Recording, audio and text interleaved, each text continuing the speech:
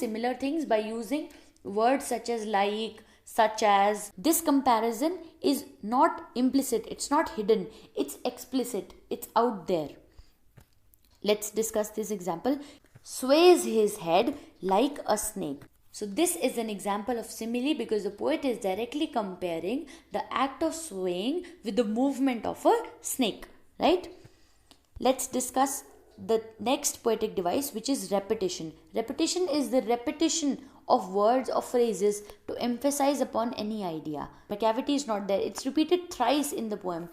So the poet wants to emphasize the idea that whenever anybody wants to search for Macavity, Macavity is never present on the crime scene. Macavity, there's no one like Macavity. So this line is also repeated twice in the poem, and this is repeated to show that Macavity is very different from all of the other cats because he's mysterious, and the things that he can do, nobody else can do, right? So these are the examples of repetition. Now let's discuss the final poetic device which is used in the poem, which is called metaphor. Unlike a simile, it is an implicit, a hidden or implied comparison between two unrelated things.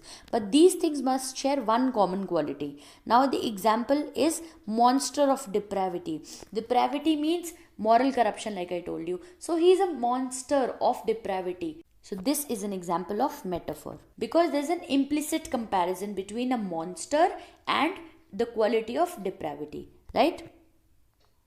Let's move ahead and let's discuss the major themes in the poem. The first theme is moral corruption. So this poem is like a commentary on people who are morally corrupt and are criminals. They are like a spot on the civil society.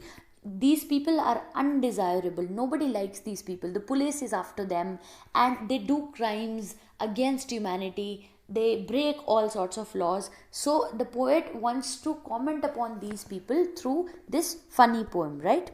The second theme is mischief. The poet has used the character of a cat to convey the theme of mischief in a humorous way. Obviously the poet is creating humor, but he wants to send a message to say that these people are not good people. One should not engage in such a behavior, in moral corruption, because these people are treated like monsters. Then they are considered monsters, they are considered devils, like evil people.